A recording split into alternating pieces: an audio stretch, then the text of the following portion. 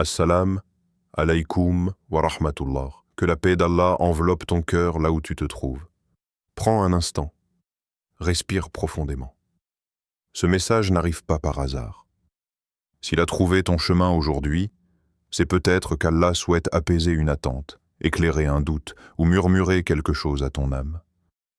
Il y a des saisons dans la vie où tout semble immobile, comme si le temps lui-même retenait son souffle. Les jours se ressemblent, les nuits s'allongent et le cœur, lui, continue d'espérer sans savoir exactement ce qu'il attend. Ce n'est pas une attente bruyante, c'est une attente silencieuse. Une attente que personne ne voit, mais que l'âme ressent profondément. Le matin, tu te lèves, tu avances, tu fais ce que tu dois faire. Mais à l'intérieur, quelque chose reste suspendu. Une question sans réponse. Un désir discret. Une prière que tu n'oses parfois même plus formuler à voix haute. Les nuits deviennent alors des espaces de dialogue intérieur. Quand le monde dort, ton cœur parle. Il pose des questions que tu n'oses confier à personne. Il murmure des invocations que seul Allah entend. Peut-être que toi aussi tu ressens cette attente. Pas une attente vide ni impatiente, mais une attente lourde de sens.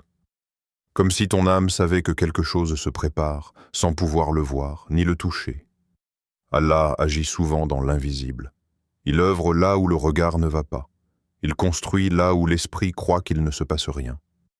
Allah est doux envers ses serviteurs. Il accorde sa subsistance à qui il veut. Ce verset est souvent lu trop rapidement. On pense à la nourriture, au travail, au bien visible. Mais la subsistance d'Allah est bien plus vaste que cela. Il y a une subsistance pour le cœur, une subsistance pour l'âme, une subsistance pour l'amour. Les liens humains font partie de cette subsistance. Les unions aussi. Les cœurs qu'Allah rapproche doucement, sans bruit, sans annonce. Parfois, tu crois être seul dans ton invocation. Tu penses que tes paroles montent dans le vide, que personne ne les prononce avec toi, que ton désir est isolé. Mais quelque part, sans que tu le saches, quelqu'un lève les mains pour toi. Quelqu'un demande à Allah un époux ou une épouse sincère. Quelqu'un invoque la tranquillité, la miséricorde, la paix dans une union future. Et ton nom est peut-être déjà inscrit dans cette invocation, même si vos chemins ne se sont jamais croisés. Allah relie ce qui est séparé. Il aligne ce qui semble désordonné. Il fait se répondre des invocations prononcées à des endroits différents, à des moments différents. Allah connaît ce qui est caché dans les cieux et sur la terre, et il connaît ce que cachent les cœurs. Il connaît ton attente, même celle que tu n'as jamais exprimée clairement. Il connaît ta fatigue, ton espoir, tes moments de doute. Il connaît aussi ce que ton cœur mérite. Histoire. Il y avait une femme qui priait chaque nuit pour un mariage apaisant. Pas un mariage parfait, pas un conte irréaliste, mais un lien dans lequel son cœur pourrait respirer. Elle ne demandait pas un visage précis, ni un nom, ni une situation particulière. Elle disait simplement, avec sincérité, « Ô Allah, donne-moi quelqu'un qui me rapproche de toi. » Ces mots revenaient chaque nuit, parfois avec espoir, parfois avec des larmes, parfois avec un silence lourd quand les mots ne sortaient plus. À des kilomètres de là, sans la connaître, un homme faisait la même invocation. Exactement les mêmes mots, la même intention, le même désir profond de paix et de droiture. Lui aussi se sentait seul. Lui aussi pensait que l'attente était un retard. Il se demandait pourquoi rien ne se passait, pourquoi les portes restaient fermées. Ils vivaient chacun leur solitude, croyant être oubliés. Alors qu'Allah, dans sa sagesse, synchronisait leurs cœurs. Il travaillait sur leur patience. Il épurait leurs intentions. Il les préparait à reconnaître ce qui viendrait. Il crée ce qu'il veut. Et lorsqu'il décide d'une chose, il lui dit seulement Sois, et elle est. Mais avant le soi, il y a souvent une préparation silencieuse, une maturation intérieure, un temps où l'âme apprend à attendre sans se durcir. Et toi, as-tu déjà pensé que ton attente n'est peut-être pas un vide, mais un espace sacré? Un espace où Allah te façonne intérieurement? As-tu déjà ressenti cette paix étrange qui apparaît parfois sans raison comme un message silencieux déposé dans ton cœur? Cette paix qui ne vient pas des circonstances, qui ne dépend pas des gens, mais qui descend doucement, comme pour te dire « fais confiance », même si tu ne vois rien encore. Le cœur reconnaît avant les mots, avant les promesses prononcées, avant même la rencontre. Il y a des vérités que l'âme perçoit avant que l'esprit ne comprenne. Des choses que tu ressens sans pouvoir les expliquer. Une résonance intérieure, douce mais insistante, comme un écho familier. Allah a placé dans le cœur une capacité unique, celle de reconnaître ce qui lui est destiné. Pas toujours clairement, pas toujours immédiatement, mais suffisamment pour que quelque chose, au fond de toi, s'éveille. Sur ton chemin, Allah sème des signes. Ils ne sont pas toujours spectaculaires. Ils sont souvent discrets, presque ordinaires, mais ils arrivent exactement au moment où ton cœur est prêt à les recevoir. Une parole entendue par hasard. Un rappel qui décrit ton état avec une précision troublante. Une vidéo qui apparaît au bon moment. Une phrase lue au détour d'un instant banal et qui reste. Ce ne sont pas de simples coïncidences. Ce sont des clins d'œil divins. Des invitations à observer plus profondément ce qui se passe en toi. Et parmi ces signes, il a créé de vous, pour vous, des époux afin que vous trouviez auprès d'eux la tranquillité. Et il a mis entre vous affection et miséricorde. Quand Allah parle de signes, il ne parle pas uniquement de ce qui est visible, il parle aussi de ce qui se ressent, de ce que le cœur reconnaît sans avoir besoin de preuves. La tranquillité ne commence pas le jour du mariage. Elle commence bien avant. Dans la manière dont ton cœur se transforme, dans la façon dont tes attentes deviennent plus pures, dans ce que tu refuses désormais d'accepter. Il y a un moment dans la vie où tu ne cherches plus simplement quelqu'un. Tu cherches une paix, une stabilité intérieure, un lien qui ne t'éloigne pas d'Allah, mais qui t'en rapproche. Histoire. Un homme pensait que son retard au mariage était une punition. Autour de lui, les gens avançaient, les annonces s'enchaînaient, les mariages se succédaient, et lui restait là, à la même place, avec les mêmes questions qui revenaient sans cesse. Il se demandait ce qu'il avait fait de mal. Il se comparait. Il doutait de sa valeur. Chaque relation qui échouait laissait une trace, une fatigue émotionnelle, un sentiment d'incompréhension. Mais Allah, dans sa sagesse, l'éloignait de liens qu'il aurait brisés intérieurement. Il le protégeait de relations où il aurait aimé plus qu'il n'était capable de porter. Il le retirait doucement de chemins qui ne menaient pas en qu'il était. À ce moment-là, il ne comprenait pas. Il voyait seulement les portes se fermer, les opportunités disparaître, les silences s'installer. Puis un jour, sans annonce, sans agitation, il a rencontré une personne différente. Pas parfaite, mais apaisante. Il n'y avait pas de confusion, pas de lutte intérieure, pas de peur constante de perdre. Il a alors compris quelque chose qui lui avait échappé jusque-là. S'il l'avait rencontré plus tôt, il n'aurait pas su l'aimer correctement.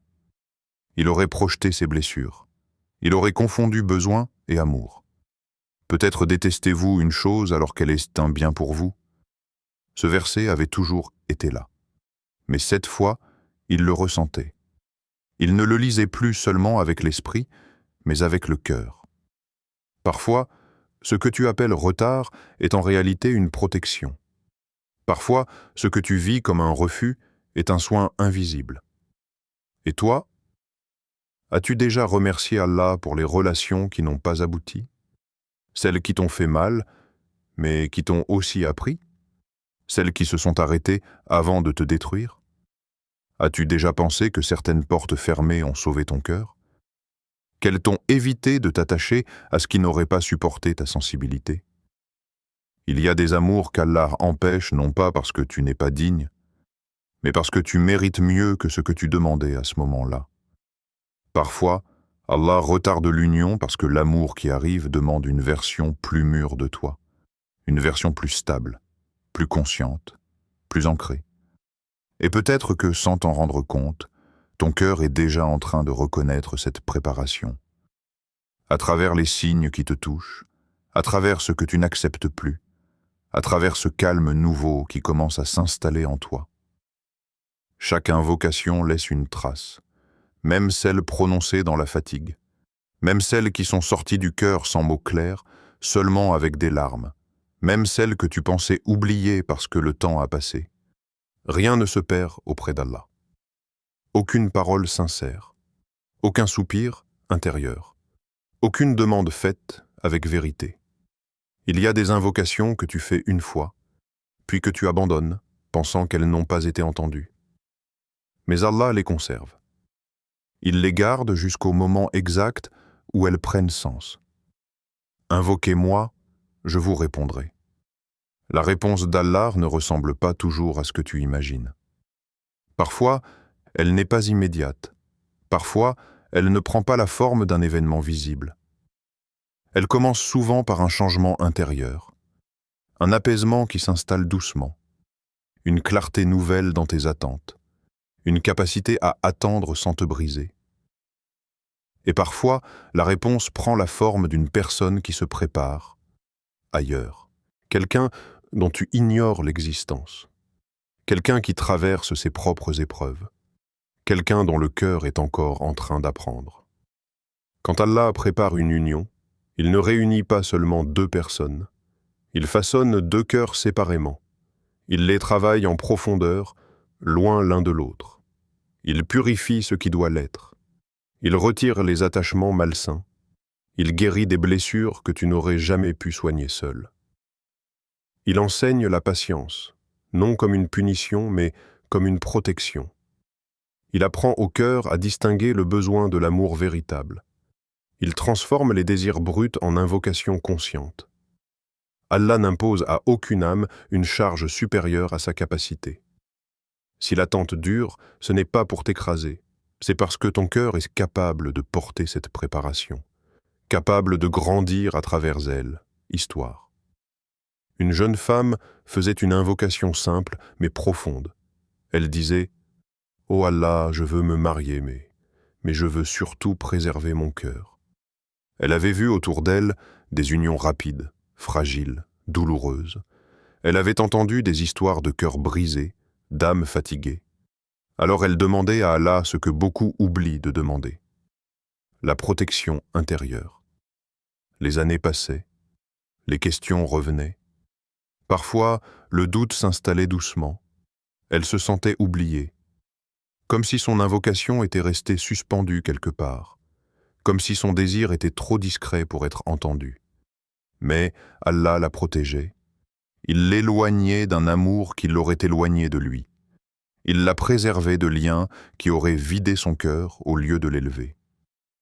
Pendant ce temps, ailleurs, un autre cœur se préparait. Il apprenait à aimer sans posséder, à s'engager sans se perdre, à faire de la foi un refuge, pas un décor. Le jour où leurs chemins se sont croisés, il n'y a pas eu de confusion, pas de lutte intérieure, pas de peur constante. Elle a compris alors quelque chose de fondamental. L'attente n'était pas une absence. C'était une miséricorde déguisée, une protection invisible. Allah connaît ce que renferment les cœurs. Il connaît ce que tu désires vraiment, même quand tu ne sais pas le formuler. Il connaît ce que tu peux supporter. Il connaît aussi ce qui pourrait te détruire, même si tu le demandes avec insistance. Parfois, Allah retient ce que tu demandes, non pas pour te priver, mais pour t'épargner.